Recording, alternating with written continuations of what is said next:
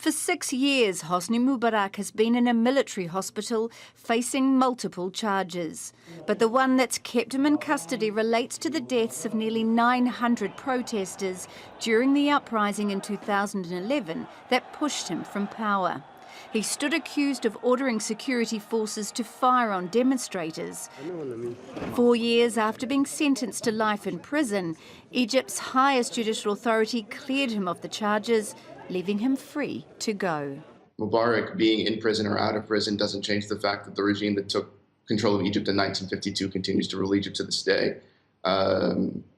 His role in Egyptian politics right now is of limited consequence. It's more about a sense of injustice that while many revolutionaries today are in prison, he is about to walk free, or he has actually just already started to walk free.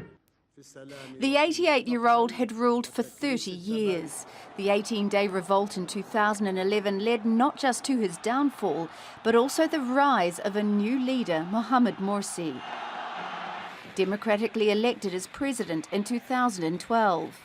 A year later, the military deposed Morsi in a coup. The man who took his place as president in 2014 was this man, Abdel Fattah al-Sisi.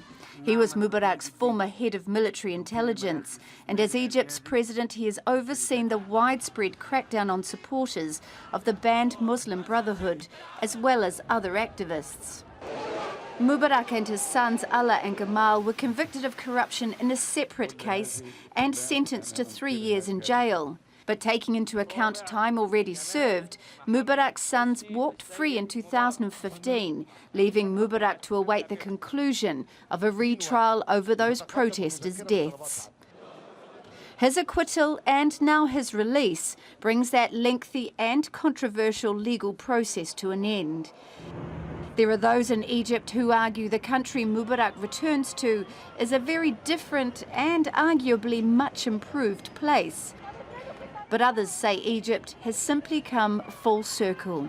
Most of Mubarak's officials are also no longer in custody, while many of those in Egypt's jails are the activists and critics who once raised their voices against him. Mereana Hond, Al Jazeera.